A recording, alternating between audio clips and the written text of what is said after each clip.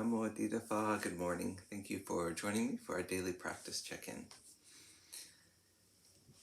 Listen, listen, listen. This beautiful sound calls us back to our true home.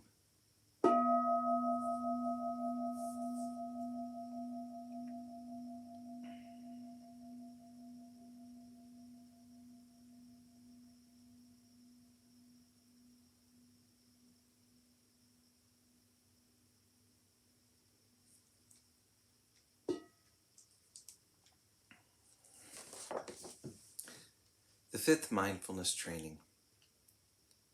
Aware of the suffering caused by unmindful consumption. I vow to cultivate good health, both physical and mental, for myself, my family, and my society, by practicing mindful eating, drinking, and consuming.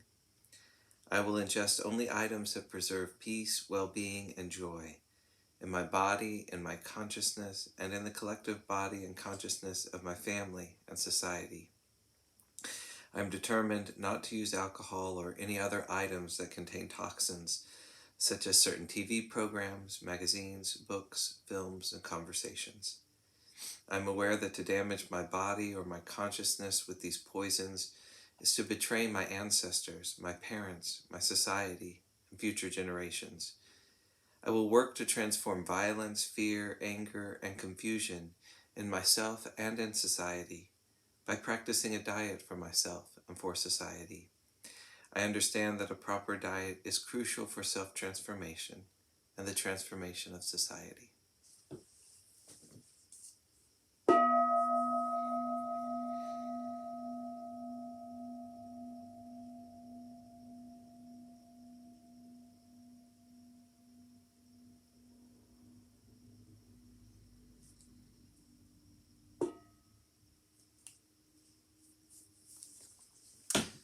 Today's Dharma reading is Punching the Clock by Ajahn Karuna Dhamma from Beginning Our Day by the monastics of Abhayagiri Monastery. It's easy to slip into a pre-programmed mode, flowing through the day on automatic pilot, especially when we're organizing our tasks for the day or engaging during the work period. Whether it's in the office, the kitchen, or out in the forest, we usually know what our tasks are and can click into autopilot mode quite easily. We can become completely absorbed into our activities, identified with them, or with being the doer of particular tasks. This is when mindfulness, clear comprehension, attention, and alertness can all lapse. The goal of the practice and of the contemplative lifestyle in general isn't simply to go to work in the morning, punch the time clock, and mentally check out. Nor is it helpful to take the view that when the work is out of the way, then it's time to practice. Instead, as much as possible, we are looking for a continuity of mindfulness and clarity throughout all of our activities. And that means bringing to mind a suitable object for focusing one's attention. That's what mindfulness is. We choose a wholesome object for this, one that will lead to skillful states of mind. Sometimes that's difficult, especially if we're doing work that requires us to be mentally focused. I think office work is among the most challenging in this regard, but it can be just as challenging out in the field if we find ourselves needing to think and plan for things. That's understandable and to be expected. But we try and attend to our duties with a sense of lightness and clarity. When tough moments arise, particularly if we are doing physical work, then we put effort into recollecting what we are doing in the moment.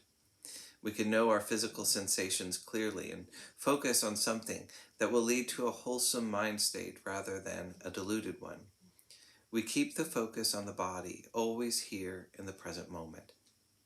This is easier to do during physical work, as we can notice the very simple, basic, and uncomplicated position of our bodies, and remain attentive to the movements as they occur. This is described in the Satipatthana Sutta, knowing whether we are sitting, standing, walking, or lying down. Noticing the basic posture of our bodies is something we can do right now. As we walk, we can pay closer attention to whether we're looking forward, looking back, extending or contracting our arms, We can also see movement from one position to another, squatting, kneeling, hammering, typing on a computer, or even turning to answer the phone.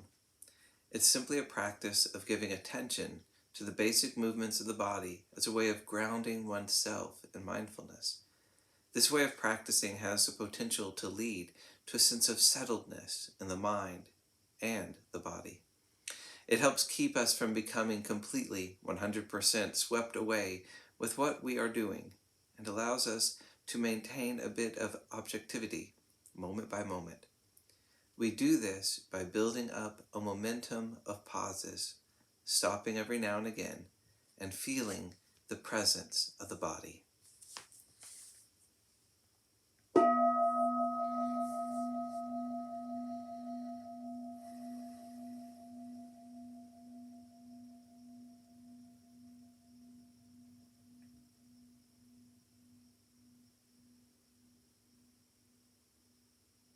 May all beings be well. May all beings be happy. May all beings be peaceful. Sadhu, sadhu, sadhu. Thank you for joining me this morning.